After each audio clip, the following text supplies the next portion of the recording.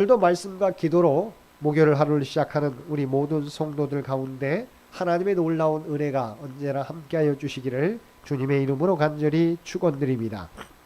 오늘 통독할 말씀은 24장과 25장 말씀입니다. 먼저 24장은 성막의 성소의 빛이 되어야 할 등잔대와 진설병 관련 규례입니다.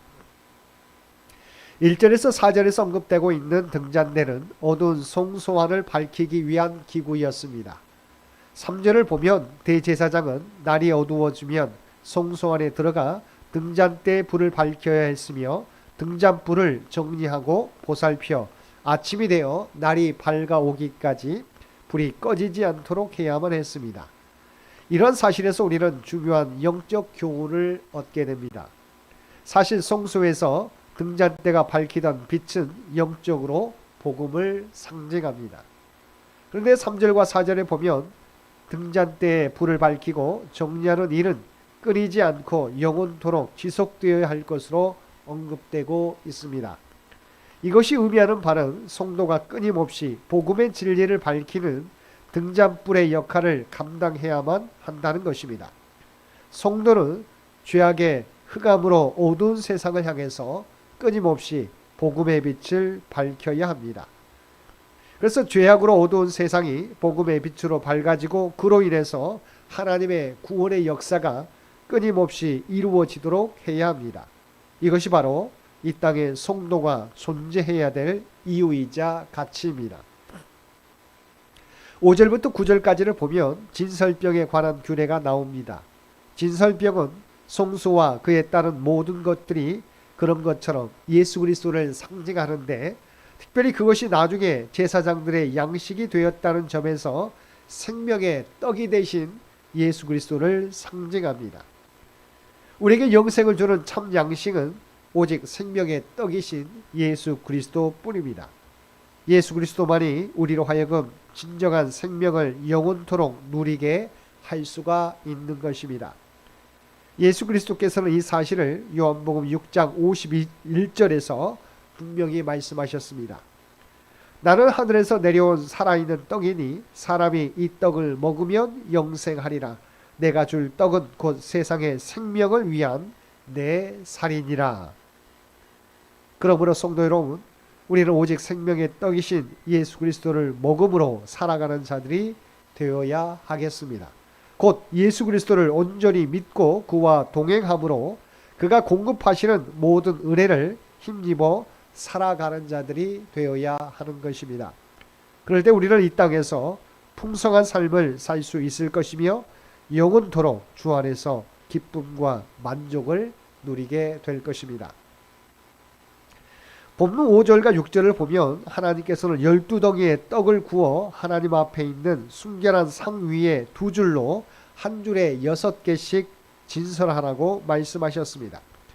여기서 12이라는 숫자는 이스라엘 12지파를 상징하는 것으로서 곧 하나님의 백성 전체를 가리키는 것입니다.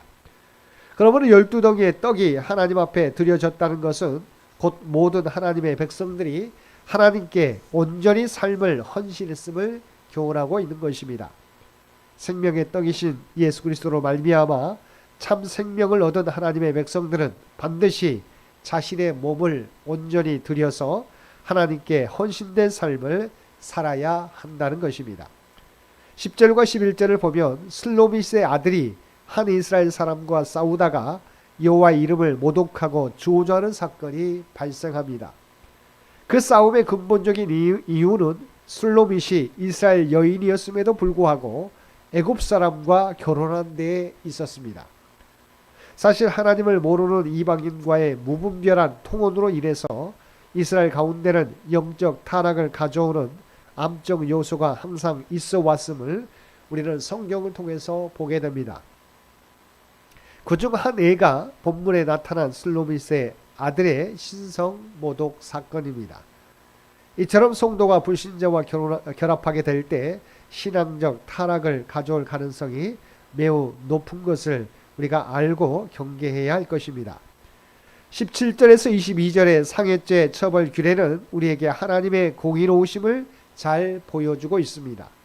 왜냐하면 하나님께서는 다른 사람에게 상해를 입혔으면 그와 동일한 것으로 보상하도록 규정하고 계시기 때문입니다. 그렇다면 왜 하나님께서 이러한 법을 정하셨을까요? 하나님께서 이 법을 제정하신 것은 더 심각한 보복 행위를 예방하기 위함이었습니다. 사실 타락한 인간들은 자신이 손해를 보면 어떻게 해서든지 자기가 손해본 이상으로 보복하려는 성향을 가지고 있습니다. 그래서 하나님께서는 이를 막기 위해 최대한의 보복의 한계를 설정하여 주신 것입니다. 이 사실을 통해서 우리는 동해보복법이 근본적으로 이웃에게 악을 행하지 못하도록 하기 위한 사랑의 정신에 기초하고 있었다는 사실을 알 수 있습니다. 즉 동해보복법은 복수를 조장하기 위해서가 아니라 복수를 최대한 억제하고 용서와 사랑을 할 것을 권하는데 그 목적이 있는 것입니다. 25장은 매 7년 주기로 돌아오는 안식년과 매 50년 주기로 돌아오는 희년 관련 규례입니다. 하나님께서는 이스라엘 민족이 성막을 건립한 후 시내산을 떠나기 전에 그들에게 안식년에 관한 규례를 주셨습니다. 즉 이스라엘 백성들은 가나안 땅에 들어간 이후로 7년 주기가 되는 해는 그 땅을 개간하거나 파종해서는 안 되었으며 저절로 난 곡물이나 열매라 할지라도 거두지 말고 가난한 자와 나그네 그리고 짐승을 위한 양식으로 남겨두어야만 했습니다. 하나님께서 이스라엘 백성들에게 이러한 규례를 주신 것은 물론 땅의 지력을 높여서 생산성이 좋은 땅으로 만드시려는 의도가 있습니다. 그러나 이 규례의 근본 목적은 이스라엘 백성들로 안식하는 동안에 하나님과 보다 밀접한 영적 교제를 나누도록 하려는 데 있었습니다. 8절 이하의 말씀에서는 안식년에 보다 확장된 개념인 희년에 관한 규례가 주어지고 있습니다. 희년이란 안식년을 7번 지킨 다음에 곧 50년째 되는 해를 말하는 것으로 종교력으로 7월 10일 곧 대속죄일로부터 1년간 지켰습니다. 희년의 첫날 곧 대속죄일에는 제사장들이 수양의 뿔로 만든 나팔을 불어서 온 세상에 안식과 해방이 왔음을 선포했는데 이 해 이스라엘 백성들은 잃어버렸던 기업을 회복하며 종되었던 자들은 종에서 해방되어 자유를 누리고 빚이 있는 자들은 그 모든 빚을 탕감받을 수 있었습니다. 그러므로 희년은 총체적인 자유와 해방을 선포하는 해였습니다. 18절과 19절을 보면 하나님께서는 이스라엘 백성들에게 당신의 법도와 규례를 지켜 행하면 가나안 땅에서 안전히 거하며 그 땅의 산물을 배불리 먹게 될 것이라고 말씀하셨습니다.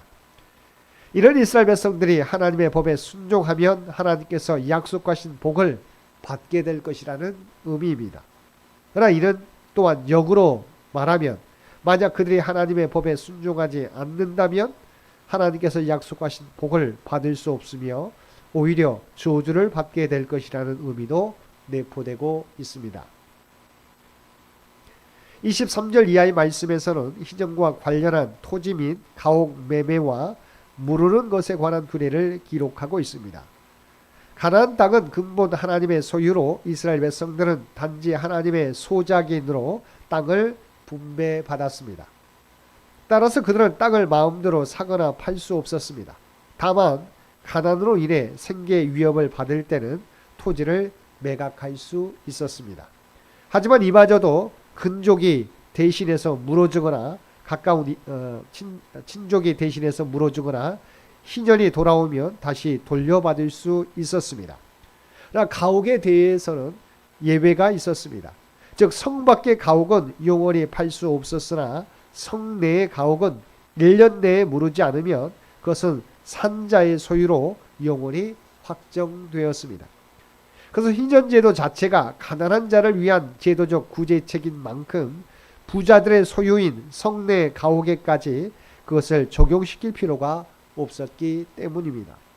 하지만 이 경우도 레인의 가옥은 언제든지 물을 수 있었으며 그렇지 않으면 희년에 돌려줘야 했습니다.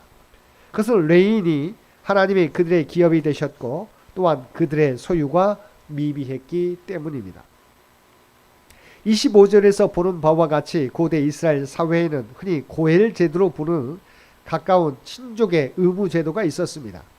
고엘 제도란 자신의 가까운 친족 중에 어느 누가 빚으로 인해서 어려움을 겪고 있을 때 그를 대신해서 빚을 지불하여 주므로 그를 빚으로부터 해방시켜 주고, 가까운 친족이 후사 없이 죽었을 때 그의 아내를 취하여 대를 잇게 해주며, 가까운 친족이 억울하게 살해되었을 경우 대신 복수해 주는 제도를 말합니다. 하나님께서 이스라엘 백성들에게 이런 고엘 제도를 주신 것은 백성들로 하여금 서로의 아픔을 함께 나누어 짐으로써 사랑의 관계를 맺도록 하시기 위함이었습니다. 이 사실은 오늘날 우리도 내 옆에서 어려움을 겪고 있는 이웃의 아픔을 외면해서는 안 된다는 것을 우리에게 교훈해 주고 있습니다. 35절 이하의 말씀에서는 희정과 관련한 가난한 동족의 대우에 관한 규례를 기록하고 있습니다. 즉 가난한 동족에게 자비를 베풀라는 명령과 함께 가난하여 자신들에게 팔린 동족에 대한 예우 규례와 가난하여 이스라엘 땅에 우고하는 이방인에게 팔린 동족에 대한 규례 등을 기록하고 있습니다. 근데 이러한 규례들의 한결같은 강조점은 동족을 압제하지 말고 불쌍히 여겨서 억압 상태에서 해방시켜 주라는 것입니다. 이런 하나님께서 가난하고 억압받는 자들에 대해 매우 지대한 관심을 갖고 보호하심을 보여줌과 아울러서 영적으로 볼 때 하나님의 구속 행위가 바로 인간에 대한 하나님의 자비와 사랑의 결정체임을 가르쳐 줍니다. 사랑하는 성도 여러분, 하나님께서는 안식년과 희년 제도를 통하여 하나님이 모든 창조 세계의 주인이시며 약자들을 배려하며 서로 사랑하는 교훈을 주시고 있습니다. 오늘도 우리의 삶의 자리에서 하나님의 은혜에 감사드리며 하나님의 뜻 가운데 서로를 배려하며 사랑하며 살아가는 저와 여러분 모두가 되시기를 주님의 이름으로 간절히 축원드립니다. 함께 기도드리겠습니다. 사랑과 은혜가 충만하신 아버지 하나님, 우리에게 주신 말씀을 통해서 우리가 어떻게 우리를 둘러싼 자연과 약자들을 대해야 하는지 알려주시니 진심으로 감사드립니다. 주님의 마음으로 우리를 둘러싼 자연과 약자들을 대하며 살아가는 우리 모두가 되게 하여 주옵소서. 우리를 통하여 하나님의 구원의 역사가 이 땅에 또한 우리 주위에 나타내게 하여 주옵소서. 특별히 이 나라 이 민족을 긍휼히 여겨주시며 하나님께서 친히 통치하시고 인도하여 주시기를 원합니다. 백주년을 준비하며 나아가는 창현재단을 기억하여 주시고 이 재단을 통해서 하나님이 계획하신 모든 것들을 하나하나 이루어가게 하여 주시옵소서. 올로 장로님을 비롯한 모든 성도들을 눈동자와 같이 지켜주시고 보호하여 주시기 원합니다. 특별히 연약한 환우들을 아버지 하나님 그들에게 하나님의 놀라운 치유와 회복의 역사를, 물질적으로 어려움 당하는 자에게 하나님 풍성한 은총을, 사랑하는 자녀들에게 하나님을 아는 믿음과 또한 지혜와 능력을 허락하여 주시어서 그들에게 주신 꿈과 비전을 이루어가는 데 부족함이 없게 하여 주옵소서. 추운 일기가 계속됩니다. 아버지 하나님, 우리의 건강을 지켜주시며 또한 이 땅을 살아가게 될 때 우리 하나님의 백성이라고 하는 정체성을 유지하며 살아가게 하여 주옵소서. 기억하며 살아가게 하여 주옵소서. 그리하여 이 땅에 살아가지만 이 땅에서 구별된 삶을 통해서 하나님의 뜻을, 하나님의 영광을 나타내게 하여 주옵소서. 우리의 삶을 통해서 그리스도의 아름다운 향기, 선한 영향력이 오늘도 바래질 수 있도록 우리를 주의 도구로 사용하여 주옵소서. 이 모든 간구 우리를 구원하여 주신 예수님의 이름으로 간절히 기도드리옵나이다. 아멘.